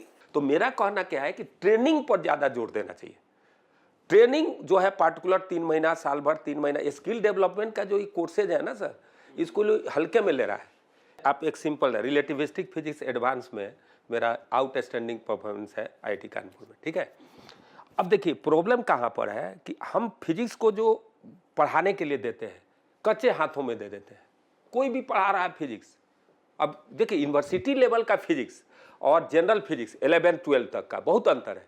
अब एक सिंपल सा इसमें तरीका देखिए, जैसे आपको एक होता है E/m रेशियो, चाहे मोमेंटम m भी, टीचर क्या बोलेगा कि भाई स्पीड, रिलेटिविस्टिक में मास स्पीड के साथ बढ़ता है। मास कैसे बढ़ सकता है भाई? बढ़ सकता है क्या? आपके बॉडी का मास बढ़ सकता है क्या? नहीं बढ़ सकता ना। हम तो घटाने में लगे हुए हैं। नहीं एक्चुअल तो मैं बता रहा हूं कि सर कि उस लड़के को, जैसे किसी का नाम सूर्य प्रकाश है तो उसको सनलाइट थोड़े बोल सकते हैं। इन सिमिलर फैशन मास तो m0 है ना साहब, तो m0 मास है तो मास ही है, वो तो मैथमेटिकली कंस्ट्रक्ट मास है जिसका नाम रिलेटिविस्टिक मास है, वो मास नहीं है। लेकिन बच्चा को देखिए दिखाएगा डिस्कवरी चैनल जाकर, देख दो मास बढ़ते गया।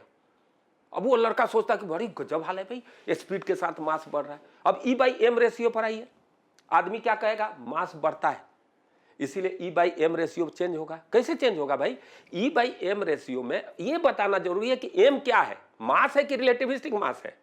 तो आप एक्सपेरिमेंट से फैक्ट देखो, तो वो मैग्नेटिक फील्ड इलेक्ट्रोस्टैटिक में हम लोग उसका, इलेक्ट्रिक फील्ड में हम लोग मोशन देखते हैं और वहां E/m रेशियो आती है।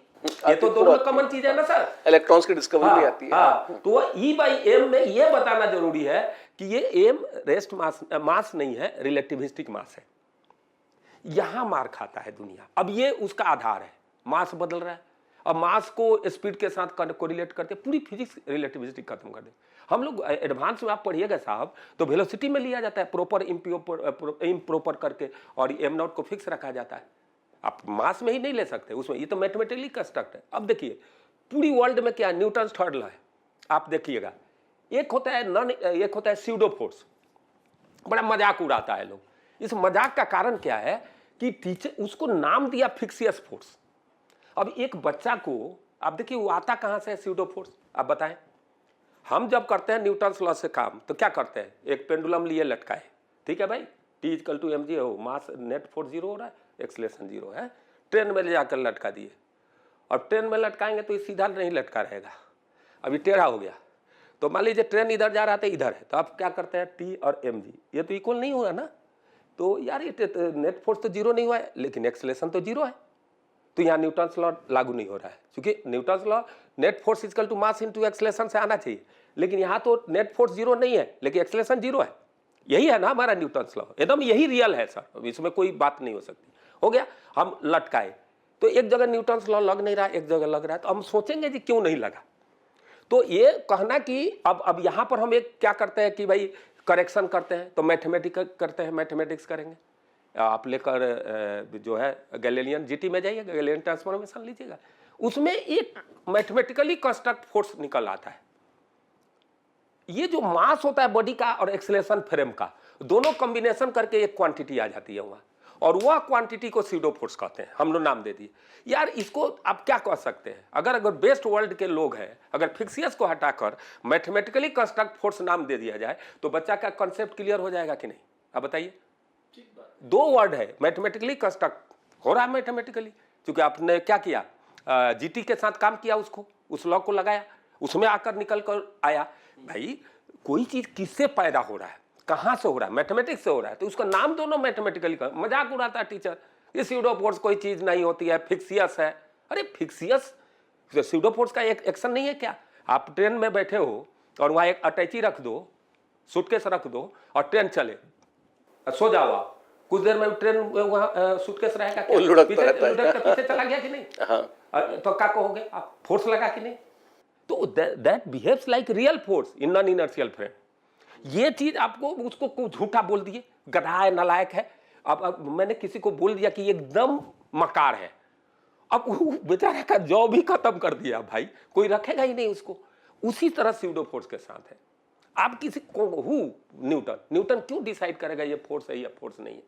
हम आपके लॉ को मानेंगे इस फोर्स के लिए, इसके लिए नहीं मान रहे, तो इसको हम थोड़े फिक्सियस कह देंगे। कहेंगे क्या? जो प्रत्यक्ष दिख रहा है अनुभव में, उसको फिक्टिशियस कहने का कोई मतलब नहीं है, महत्व नहीं है। अगर मैं पढ़ा हूं और आप पढ़ाए, कह दे मैथमेटिकली कंस्ट्रक्ट फोर्स है, भाई साहब बच्चा एकदम बम हो जाएगा। ओ ये फोर्स हम लोग नहीं लगा सकते मैथमेटिक्स करने से फोर्स आ जाता है। तो वो फोर्स का डेफिनेशन जो दे रहा है पुल एंड पुश है, धक्का। वो pull and push Newton third law को ओबे कर रहा है, ये नहीं कर रहा है, इसका अपना रूल है। हर जगह न्यूटन से लगे ऐसे थोड़े, हर जगह आप ही केमिस्ट्री पढ़ाएं ऐसा थोड़ा हो सकता है। हम भी पढ़ा सकते हैं कहीं पर, कोई दूसरा पढ़ा सकता है नहीं, ये है। तो फैक्ट को हम क्या करते हैं, हकीकत से दूर रहते हैं। हम चीजों को बच्चा 70 करोड़, और यहाँ हम का आपका अर्थ है ये हमारे एजुकेशन सिस्टम में जो टेक्स्ट बुक में शब्द यूज होते हैं। हाँ, ये आप अपने लिए यूज नहीं कर रहे हैं। हाँ नहीं, हम तो नहीं करते, हम तो वही करते हैं मैथमेटिकली कंस्ट्रक्ट। कोई गाली बच्चा करता है, अरे सर ये तो फिक्सियस फोर्स है, ऐसे बोलने वाले आ जाते हैं। हम कहें मेरे को तो कहीं नजर नहीं आ रहा है, चल ट्रेन में तुम है, और ट्रेन में जो है तुम्हारी मम्मी बैठी है ना, उनके पास उनका चप्पल देखना, कुछ देर के बाद क्या होने वाला है, ट्रेन खुलेगा तो रेस्ट में कोई चीज है तो वह जा रहा है, तो एक्सेलरेशन तो हुआ होगा भाई। हाँ, एक्सेलरेशन जो पैदा कर रहा है वो फोर्स ही करेगा ना, या तो इधर मान ले चाहे उधर मान ले। और work energy theorem non inertial frame में लगा लो, स्यूडो फोर्स का तरह वर्क लेना पड़ेगा। रोटेटरी कर लो भाई, मशीनें वर्क कर रही है ना सर, तो उसको मैथमेटिकली कंस्ट्रक्ट क्यों नहीं बोल रहे हो? मैं ये नहीं कर रहा हूं कि दुनिया यही बोलती है फिक्सियस, मैं नहीं बोलता, और नहीं बोलते तो बच्चे कुछ बोलते भी नहीं है, उनको अच्छा लगता है वो। तो एक्चुअली जो आपका पॉइंट है ना, इसको अगर मैं डिस्टिल करूं तो ये है कि पेडागोजिकली जब शिक्षक पढ़ाते हैं तो उसमें अगर हमारे पास एक ऐसा कोई मैकेनिज्म हो कि जो आपकी तरह बहुत सीजन टीचर है, जिसने हजारों विद्यार्थियों को पढ़ाया है, वो ये जानता है कि अगर कुछ शब्दों को थोड़ा फाइन ट्यून कर दिया जाए, ढंग से कहा जाए, उनके जो गोलमाल नाम है उनको ठीक कर दिया जाए, जो परिभाषाओं में ऊटपटांग चीजें उनको स्ट्रीमलाइन कर दिया जाए, तो बच्चों की समझ काफी परिमार्जित हो जाएगी, अच्छी हो जाएगी। और कायदे में ये काम अंततः पहले तो डिस्कशंस के थ्रू हो, ब्लॉक के थ्रू हो, और फिर ये धीरे धीरे एनसीईआरटी में आना चाहिए। तो हमारी पुस्तकें ऑलरेडी इतनी अच्छी हो जाएंगी कि फिर जो लोग अंधों की तरह टटोलते रहते हैं वो काम कम हो जाएगा। अब इंग्लिश में कितना चेंज आ गया सर। हमारी जो है इंडिया में है, हम ब्रिटिश के चक्कर में लगे रहते हैं, अमेरिका के चक्कर में लगे रहे। अमेरिकन कितने चालाक है, अपनी जो मुंह खुलती है उसके अनुसार इंग्लिश बना लिए। अगर आप थोड़ा सा प्रोनाउंसिएशन इधर उधर कर दीजिएगा, आपका मजाक उड़ जाएगा, वो अगला दिन भाषण देने ही नहीं आएगा। ये मेरे ही साथ बहुत प्रॉब्लम है। तो मेरा ये कहना क्या है कि लैंग्वेज बैरियर नहीं होना चाहिए। अमेरिका में ऑस्ट्रेलिया में मेरा भाई 5 स्टार होटल में एक जगह खड़ा था, एक लेडीज आई और वो साउथ कोरिया की शायद होगी, 5 स्टार होटल, टप टप टप लिफ्ट इट टमिंग टमिंग, वो बोली टप टप टप लिफ्ट इट टमिंग टमिंग। अब मतलब आप समझिए क्या बोली वो, stop stop lift is coming, coming, ये बोली वो क्या बोली, टप टप टप लिफ्ट इट टमिंग टमिंग।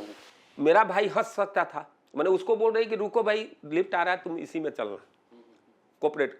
उसने फोकस किया कि बोल क्या रही, तो समझ गया, आप भी समझ गए। हाँ, गैस था पर समझ गए। गेस करके समझे, और समझे चूंकि वहां पर वैसा ही इन्वायरमेंट था, वो लिफ्ट पर जा रही है तो ऐसे बोल रही होगी, तो वहां पर 5 स्टार होटल अगर हंस देता तो कैमरा में देखकर उसकी जॉब चली जाती। बात आप समझ रहे हैं ना। लेकिन वह चीजें यहाँ नहीं है, इंडिया में नहीं है। हम लैंग्वेज में फंसे रहते हैं। सर 90% बच्चे कमजोर क्यों हो जाते हैं? तो आपका कहना है कि अंग्रेजी का पाखंड त्याग दें और अगर अंग्रेजी को रखें तो वो इंडियन भाषा बना के रखें कि भारतीय लोग अपना देसी प्रोनाउंसिएशन अपने हिसाब से कर लें। अगर बिहारी व्यक्ति अंग्रेजी बोले तो वो बिंग्लिश हो जाए, अगर जो है मलयाली बोले तो वो मिंग्लिश हो जाए, गुजराती बोले तो गिंग्लिश हो जाए, है ना। और वो मजाक का पात्र न बनकर, जिस तरह से अमेरिकन इंग्लिश अलग है और ब्रिटिश इंग्लिश अलग है, वैसे ही हमारे देश में भी 25-30 तरह की इंग्लिश हो सकती हैं कि गिंग्लिश है, मिंग्लिश है, बिंग्लिश है, ये सब। और ये है, ये हो सकती नहीं है, ये तो है ही। लैंग्वेज 1-1 किलोमीटर पर वेरी करता है इंडिया में, राइट, है ना। तो इसमें सिर्फ हमें अपनी दृष्टि बदलने की जरूरत है कि जो व्यक्ति, क्योंकि मातृभाषा तो है नहीं अंग्रेजी, तो जिस व्यक्ति की मातृभाषा का जो लहजा है उस लहजे में वो अंग्रेजी बोलेगा। थोड़ा सा आप ध्यान देंगे तो समझ में भी आ जाएगी। इसका सबसे नेचुरल सॉल्यूशन तो यही है कि हम अपनी भाषा में काम करना शुरू करें। एक कनेक्टिंग भाषा के रूप में हिंदी या संस्कृत को आप ले लीजिए, है ना, और कम से कम जिन लोगों को स्वीकार्य हो उस जोन में, और बाकी जो लोकल लैंग्वेज है, कहीं भोजपुरी है, कहीं बुंदेलखंडी है, कहीं हाड़ौती है, कहीं मारवाड़ी है, वो चलती रहेंगी, है ना।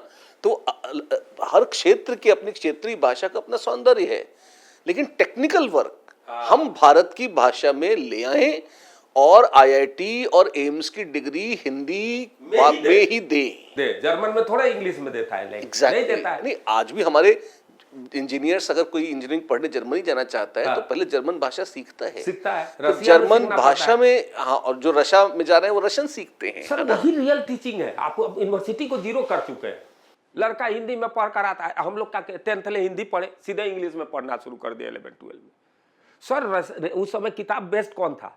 रेसनिक हेल्डे था, जिम्नास्की था उस समय का, हाँ क्लेपनर था, ये लेक्चर जो आता था। तो आपका जो कहना है वो ये कि देश में बहुत सारी प्रतिभाएं सिर्फ इसलिए दम तोड़ देती हैं क्योंकि आपने उन्हें अंग्रेजी का पिछलग्गू जबरदस्ती बना दिया है जो उनकी भाषा है ही नहीं।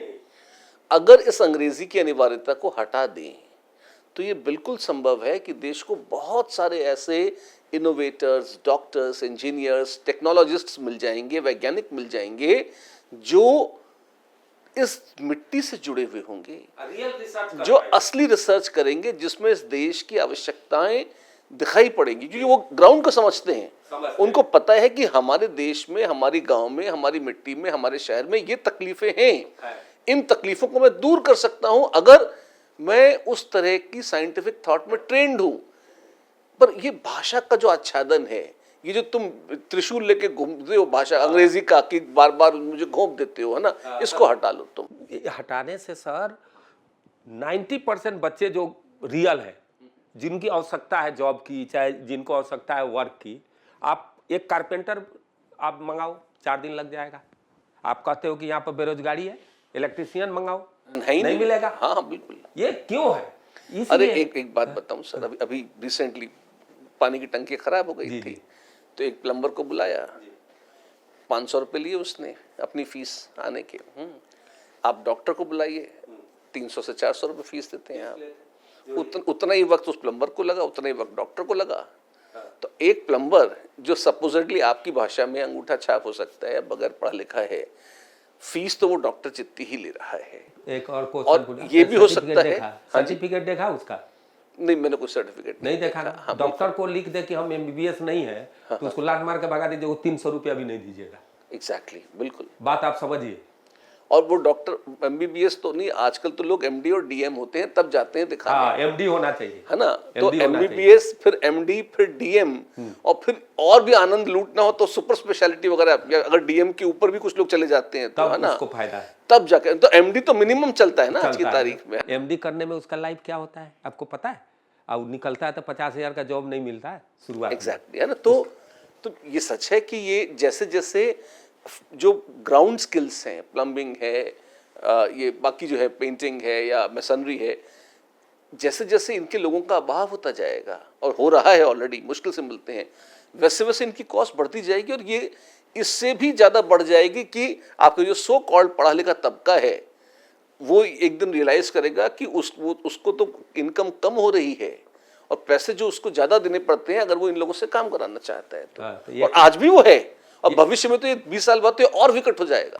सर आप बात को आप समझिए, आपके पास क्या है कि क्रिकेट आपको सीखना है तो बॉल खरीदेगा पापा और एक बैट खेल देगा, अब जिधर मन कर रहा है मार रहे हो।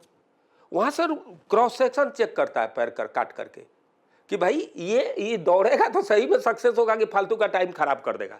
उसको चौथा पांचवा में उसको 5th क्लास तक ले ट्रेंड हो गया, उसको ट्रेनर लगा देगा उसके पीछे। तो अगर मैं समराइज करूँ आपकी बात, देश को इस समय प्रोफेशनल कोचेस की जरूरत है। वो स्किल डेवलपमेंट के कोचेस हों, हमारी तरह पढ़ाई के कोचेस हों, एग्जाम के। दो चीज से लाइफ बनता है, एक स्टडी आवर होता है जो आपको सोचने के लिए स्ट्रक्चरल एक्टिविटी तैयार करता है। ओके, अब आपकी सोच इस लेवल का हो गया, इस लेवल पर आप तैरना शुरू कर दिए। Second, experience. According to my opinion, teacher should be not so much energetic but should be experience holder in subject. उसका मतलब है सर आपके नज़र से लड़का, हजारों लड़का आईआईटी किया और गुजरा, हर का सर एक यूनिक आईडी होता है, हर बच्चा का एक यूनिक आईडी है।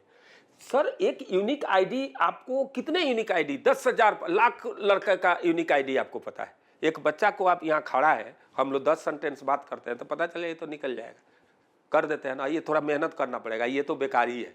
3 कैटेगरी तो पता चले। मोटा मोटा अनुमान, हम ये वी कांट प्ले गॉड्स, लेकिन हाँ ये जरूर है कि एक मोटा मोटा अनुमान लग जाता है कि अभी जो स्थिति है, यदि इसमें कोई ड्रास्टिक परिवर्तन ना आया तो जिस दिशा में चल रहा है ये बालक तो ऐसा है जो निश्चित निकल जाएगा, इसमें संशय है। मेहनत करेगा तो देखेंगे, और अगर ये ऐसा है जिसके बहुत कम संभावना है, मैं जीरो तो नहीं कहता क्योंकि ऐसे बच्चे अतीत में सेलेक्ट हुए अपनी जिद से जो उस समय नहीं लग रहे थे कि सेलेक्ट होने लायक हैं, जी जी, लेकिन वो अपवाद है। लेकिन वो सिलेक्ट हुए वो आपके करते हुए, आपकी डांट से हुए कि भाई तू क्लास नहीं कर रहा, होमवर्क नहीं कर रहा, नहीं करेगा, ये करेंगे वो करेंगे, थोड़ा सा उसको पनिश किया और आपको लाइन पर लाया, पटरी पर लाया था। लाने लायक थे, आ गए, नहीं तो भाग जाते। उनकी अपनी संकल्प शक्ति भी थी और कुछ अपना भी हो सकता है। बिल्कुल। Teacher is second mother of a student, not parent, not father, you are mother. मतलब आप बहुत अच्छी बात आपने माँ कही कि एक शिक्षक का रोल माँ का है। माँ है, पापा नहीं है, वो पापा नहीं है, पापा माँ है। वो माँ एक बच्चा के लिए दर्द क्या आपको नहीं पता है। मेरा बच्चा जो छोटा वाला जन्म लिया था, एक दिन मेरे पास हो गया साहब, मैं रात को उसको उठा के ले जाकर उसकी मम्मी के पास फेंकाया। उतनी पेशेंस अगर एक बच्चा को पालने में एक माँ को ही हो सकता है। मेरा बार बार नींद, तो जब उसको कुछ होए रोए, सपना भी आ रहा है तो रो रहा है, दूध को भी जो तो रो रहा है। कई माओं को शिकायत होती है कि जो पिता है वो उतना संवेदनशील नहीं होता, नहीं पर होता। शायद प्रकृति ने पुरुष को उस तरह से बनाया नहीं है, उतना पेशेंस नहीं है। ठीक है। हाँ। और वह जो माँ का रोल है वो अदा किया। उसके बाद संभालना फादर नहीं संभालता बच्चा को, टीचर संभालता है एक्चुअल में, क्योंकि वो टीचर के, वो माँ के बस का चीज नहीं रहा। उसको इन्फॉर्मेशन ज्यादा अब बच्चा को हो गया, माँ को कम हो गया, अब उसको वो गवर्न करना शुरू कर देता। तो उस समय उसको एक ट्रेंड मदर की जरूरत पड़ती है, दैट इज टीचर। इस बात को आप समझिए। आप माँ हैं, एक माँ जो है बच्चा को क्या करती है, द बेस्ट करने की कोशिश करती है। देखिए बाप जो होता है यूनिवर्सल हो सकता है, माँ नहीं हो सकती है। 1 करोड़ आदमी में सक्सेस का रेट क्या है? आप कह रहे हो कि मैं सक्सेस दिलाता हूं, तो सक्सेस होने वाले ही तो आपको सुनेंगे, आपको इंटरटेनर टाइप का नहीं सुनेंगे। जैसे मैं 2008 में सेमिनार कर रहा था यहाँ पर बॉम्बे में, तो जब मैं बॉम्बे गया तो उस समय एक 3 इडियट्स पिक्चर आया था। इंडिया का सबसे बड़ी प्रॉब्लम क्या है कि पिक्चर से ज़्यादा सीखता है इंडिया। एजुकेशन एजुकेट होता है पिक्चर से, उसमें क्या करता है कि पढ़ाई नहीं करता है, वह कैसे करता है, कुछ हो जाता है। मैं गया तो मैंने आईआईटी के लिए मैं गया, वहाँ पर तो चल रहा था सेमिनार। तो सेमिनार में एक पेरेंट्स करा कि मेरा बच्चा तो क्रिकेट खेलने जाता है, हम कहे जाना चाहिए। तो उसके बाद उसने बोला कि ये जो चाहता है वो करने दीजिए, ये बोलता है 3 इडियट्स पिक्चर। मैंने कहा कि यार ये तो नहीं चलेगा इंडिया में, क्योंकि इंडिया में क्या है कि कल्चर नहीं है। हम 18 में फ्री कर दो तो 18 में ही गड़बड़ हो जाते, इधर उधर करने लगते। पेरेंट्स इसको पकड़ कर 30-35 वर्ष तक ले रखा है। इसको आदत हैमरिंग की है, इंडिपेंडेंसी की नहीं है। तो मैंने बोला कि यार इसको कहो 9th क्लास के बच्चा से पूछो तुम क्या बनेगा, तो कुछ बोलेगा हीरो बनेंगे, कुछ बोलेगा क्रिकेटर बनेंगे, कोई नहीं कहेगा जो IITian बनेंगे। IITian अगर बनने वाला है तो वह सही में बन जाएगा। इसीलिए इसको अगर आपको लगता है कि क्रिकेटर लायक है तो अभी तक दिख गया होता है। अगर ये इंटरटेन के लिए कर रहा है तो वो कैरियर नहीं है। आप 3 इडियट से मत से छोड़ दिए, सबसे बड़ा आप पछताएंगे, वो 12 के बाद कुछ नहीं सुनेगा, लर्निंग प्रोसेस ही डिस्टर्ब हो गया उसका। मेरी बात को आप समझ रहे हैं सर? तो इसमें जो क्या है ना, पिक्चर से सीखने वाले संख्या 99 नहीं 100% है। पिक्चर की एग्जाम्पल लोग दे देता है जो कि 100%। हाँ, मतलब आपको कोच करना है, आप विवेकानंद को कोट करिए, हाँ, शंकराचार्य को कोट करिए, इतनी रिच लीनियज है आपके पास। सुकरात को कीजिए, हाँ, सुकरात को कीजिए, बहुत बहुत अच्छे अच्छे ज्ञानी लोग हो गए हैं, हाँ, है ना। नरेंद्र कोहली को कोट कीजिए आप, हाँ, है ना। सही, लेकिन सही।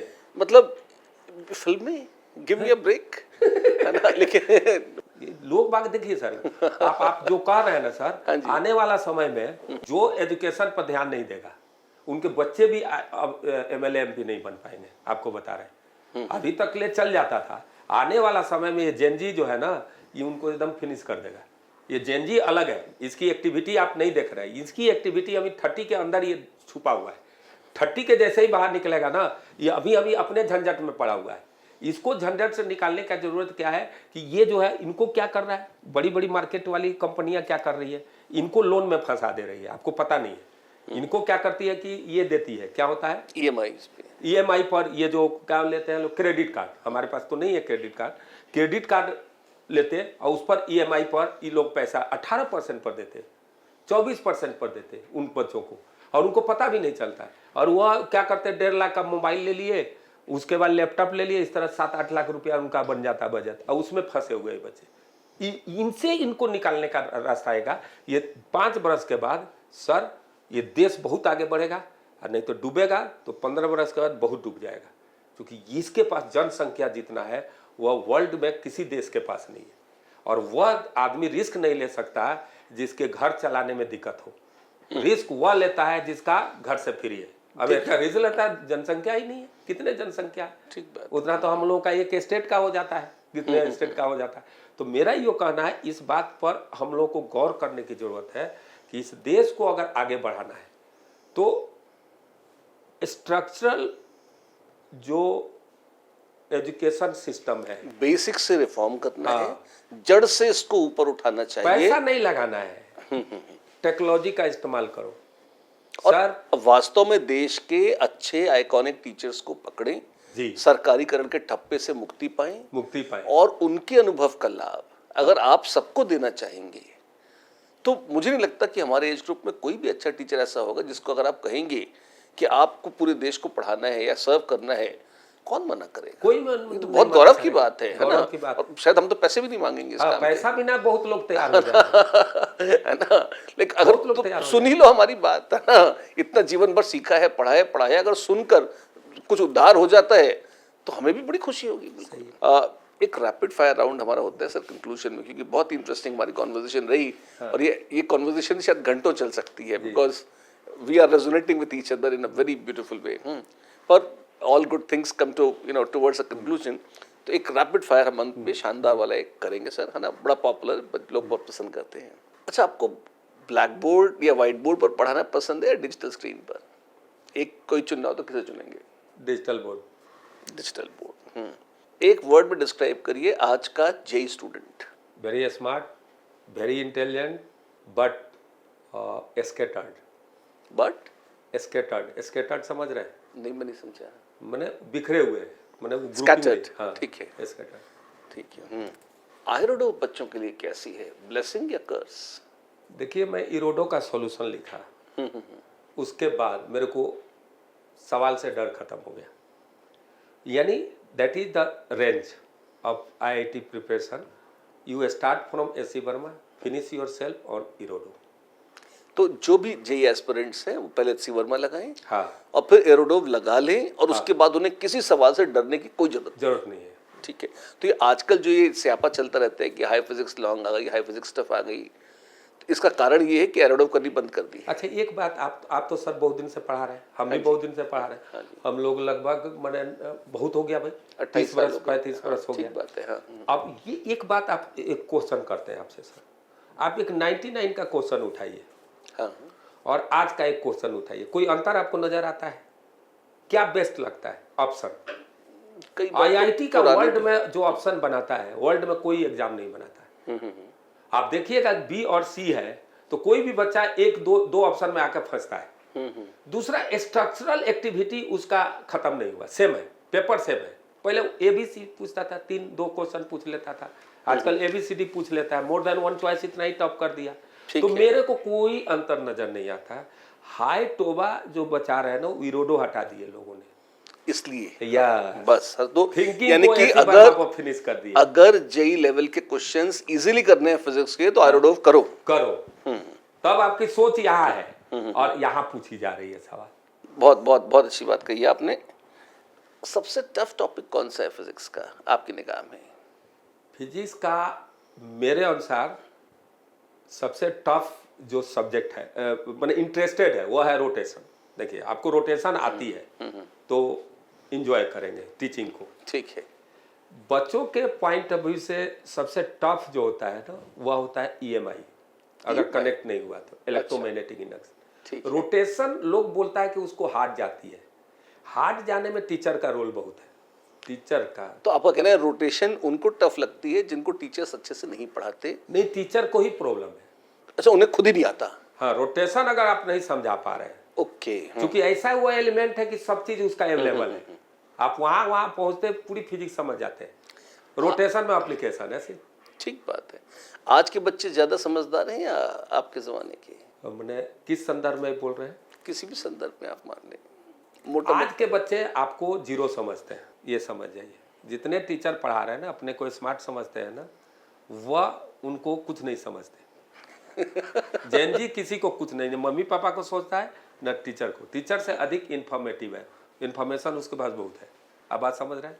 तो उसको आप कहानी सुनाइएगा ना कि हम ये है वो है, तो कुछ नहीं सुनता है।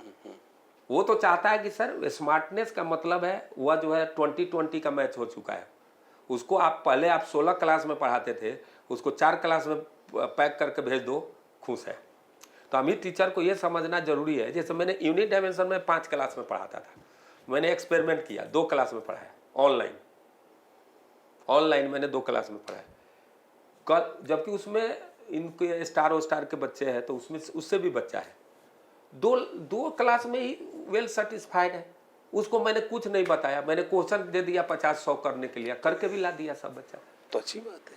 5 क्लास का चीज 2 क्लास में समझ रहे बच्चे। तो उनको आप कहानियां नहीं सुना सकते। पहले के क्लास में क्या होता है, हाँ, जैसे बहुत लोग कहता है कि सर एक होता है, 2 तरह का कोई चीज का डेवलपमेंट होता है, एक नेचुरल होता है और एक हाइब्रिड होता है, मानते हैं? पहले का समय का नेचुरल क्या होता है, 5 आम का बीज फेंक दिए तो कोई एक हो जाएगा। अभी 5 में 5 होना चाहिए, जो नेचुरल ग्रोथ नहीं हो सकता। अच्छा, तो वो एक्वायर्ड ग्रोथ है। हाँ, ये हाइब्रिड ग्रोथ चाहिए।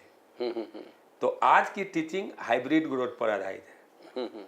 एक समय था वो नेचुरल ग्रोथ पर था कि चलो 10% बच्चा का तो हो ही जाएगा, ठीक है, वो नहीं चलेगा। एच.सी. वर्मा या आयरोडोव, क्या पसंद है ज्यादा?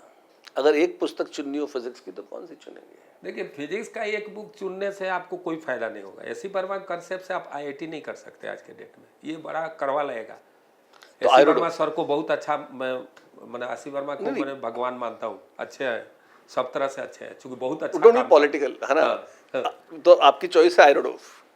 नहीं, इरोडो थ्योरी नहीं, दोनों 2 बुक है ना सर। अच्छा, एक तो अलग है, स्कोप अलग, एक बेसिक है, एक एडवांस्ड है। हाँ, ठीक है। तो आज के डेट में कोई बुक आप ले करके थ्योरी समझने की कोशिश करें तो वो टीचर बेस है, टीचर से ही पढ़िए। ठीक है। टीचर 10 किताब टच करता तो है। एच.सी. वर्मा इररिलेवेंट है? रिलीवेंट तो है, परंतु उतनी नेसेसरी नहीं रहेगी, सफिशिएंट नहीं है। ठीक है। थ्योरी पहले करें या न्यूमेरिकल्स? ये थ्योरी ही करना चाहिए, न्यूमेरिकल तो खुद बनना चाहिए ना। ठीक है। हाँ, एक और चीज यहाँ जोड़ूंगा कि बच्चे क्या करते हैं कि एक क्वेश्चन होता है शॉर्ट टाइप, ऑथरिंग कैसे किया जाता है, ऑथर क्या होता है। एक ऑथर लिखता है तो पिक्चर हिट हो जाती है, और एक लिखता है तो हिट होने का संभावना रहता है या नहीं। तो ऑथरिंग का मतलब होता है पहला सेंटेंस, पहला सस्पेंस पैदा करता है वो रीजनिंग, तो रीजनिंग बाद में करनी चाहिए बच्चे को, आज के बच्चों के लिए। ठीक है, जो पहले जो क्वेश्चन शॉर्ट टाइप दिए रहते हैं।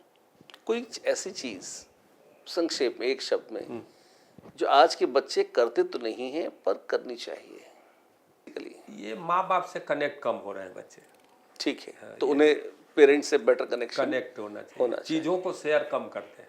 अच्छी बात है। जैसे माँ बाप से, जैसे कोई बच्चा कोई चीज़ आता है तो उसको माँ बाप से शेयर करना चाहिए। इसमें टाइम का बहुत बड़ा रोल है कि इसमें सोशल मीडिया में इतने लोग जुड़े रहते हैं।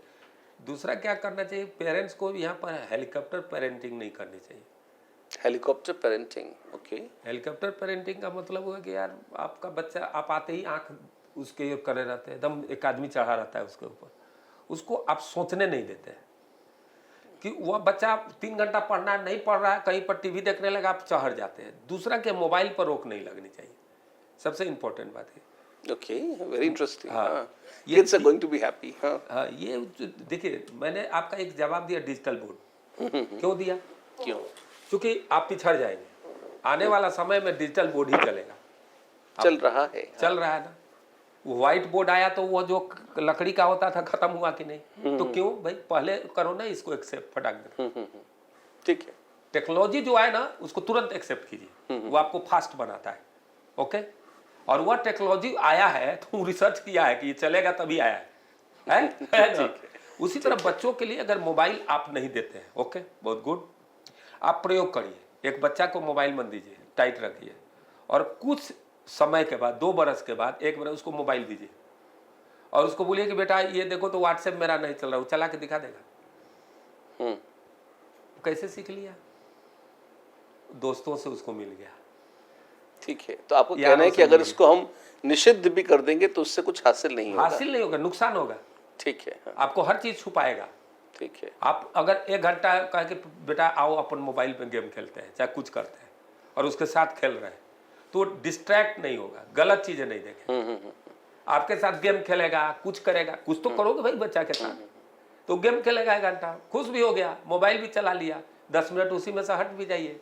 ठीक है, उसकी देखिए मध्यम मार्ग। आपका कहना है कि बीच में रहो, बहुत एक्सट्रीम्स पे मत जाओ। कि अरे मोबाइल लेगा गुस्सा मारूंगा, वैसे नहीं करने को, गुस्सा मारने से वो नहीं बचेगा। ठीक है, तो ये जो भी चीजें है चल रही है दुनिया में, उससे उसको रोकिए मत, तरीका अपनाइए। तरीका इन द सेंस कि भाई मोबाइल है तो ठीक है बेटा, चल देख ले 1 घंटा, ठीक है। हाँ, पेरेंट्स का काम होता है हेलीकॉप्टरिंग नहीं करना, कि उसके मुंडी पर नहीं चढ़े रहना, सर पर। ठीक है, गलत बोल रहा हूं? बच्चा को ऑब्जर्व करना विथ हैप्पी मूड, नेवर इस तरह का चेहरा बना लिए कि उसको लग रहा है कि पापा को अच्छा नहीं लग रहा है। जब भी बच्चा से मिलिए तो आपके फेस का एक्सप्रेशन नॉर्मल होना चाहिए, खुश होना चाहिए, खुश होना चाहिए। आप बेटा बेटा करके उससे गले लगिए कि बेटा कभी जाइए तो कुछ लेकर आइए, वहाँ दिख रहा था तो मैंने तेरे लिए लेकर आया। ये पेरेंट्स होता है। हम कहीं गए, अगर उसके लिए एक टॉफी भी लाएंगे ना, बोले कि दिखा तो तुम्हारे लिए याद आया तो ले लिए, ये इमोशनल अटैचमेंट देता है बच्चा को। हम क्या करते हैं, अरे तुम तो सुबह से शाम ले पढ़ा नहीं, अब ये कर लेते हैं। जब बैठेगा बच्चा को लगता है कि ये पढ़ाएगा लगता है कि नहीं, ये इससे बचना है। ठीक है, टाइम होना चाहिए कि ये पढ़ने का टाइम है। देखिए, आप अपनी ड्यूटी को समझिए कि भाई आप 6 से 10 पढ़ते हो, पढ़ना है, ये होमवर्क है, अगर नहीं हुआ तो 1 घंटा ज़्यादा पढ़ना है। उसके बाद अगर वो 1 घंटा अगर उसको खेलने का टाइम है तो है, फिर उसके बाद वो जो चाहे करे। क्या दिक्कत है आपको? और कुछ उसका फ्री टाइम अपना है जो वो अपनी इच्छा से तय करता है कि वो क्या करेगा। उसमें आप गाइड नहीं करोगे, नहीं करोगे। ये नहीं लगना चाहिए कि इसको मेरे को ये गाइड कर रहा है, तो वो तो दुश्मन हो गया।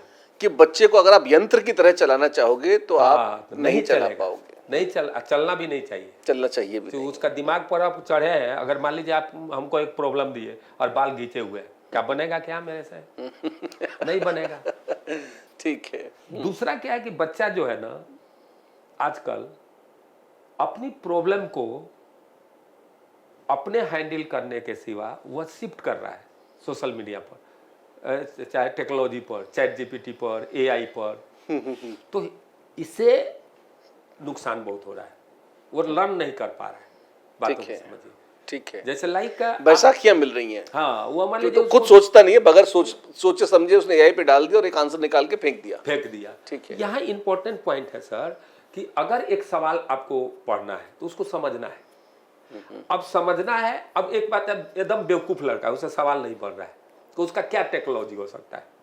उसको बोलिए कि तुम अपनी जो मदर टंग है उस पर ट्रांसलेट करो। सर मैं बता रहा हूँ कि 90% लड़के समझ जाएंगे इस बात को कि अपनी मातृभाषा में अगर करेंगे तो उनसे हो जाएगा। हाँ, तो वो तो दिमाग में घुस गया ना, ठीक बात फॉर्मूला ही है, सारा चीज ही है, उससे वो कर डालेंगे। तो ये कमी हो रही है। जैसे मेरे एक आईटी में एक बच्ची सेलेक्ट हुई है, वो 1 साल पहले आई थी, कोचिंग में पढ़ती थी, मैं डाउट बता रहा था, वो लड़की आई और तुरंत फोटो खींची और कही कि इसका तो ये आंसर है।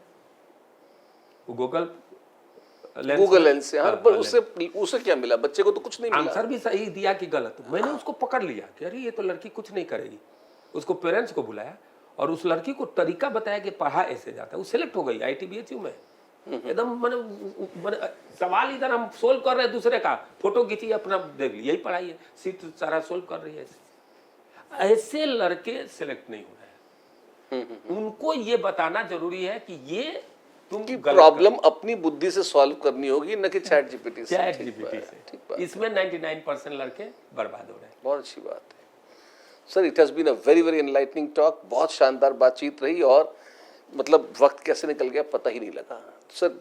बहुत सारी बातें बची हुई भी और मुझे उम्मीद है कि एक और सत्र हमें करना पड़ेगा ताकि हम ये इन सारी बातों को हम आपसे सुन पाएं जो कि आपके पास विद्यार्थियों को, पेरेंट्स को, टीचर्स को, इन जनरल सबको शेयर करने के लिए है। एक बात आपके बारे में बता दूं मैं कि ये सबको सुनना भी चाहिए। शिशिर मित्तल सर बहुत पुराने यहाँ के टीचर हैं और इनका शुरुआत के दौर में भी बहुत नाम था। केमिस्ट्री में इनका नाम जितना था, मैं बता रहा हूँ 99-2000 में बहुत नाम था। हम आए थे तो आपका नाम चल रहा था, फिजिक्स में प्रमोद सर का चल रहा था और मैथ में बंसल सर थे। यही 3 नाम चलता था। मैं कोटा में जब आया था तो यही एक बात बताना था आपके बारे में। और आज भी पढ़ा रहे हैं उसी जुनून के साथ। ये मेरे को अच्छा लगता है कि टीचर अगर टीचर बना हुआ है तो वह सबसे अच्छा दे सकता है इस समाज को।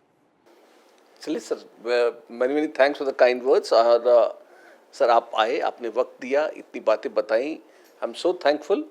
सारे व्यूअर्स के बिहाफ पे, हम सबके बिहाफ पे बहुत बहुत धन्यवाद आपको। और इस उम्मीद के साथ कि हम फिर मिलेंगे और ढेर सारी बातें करेंगे।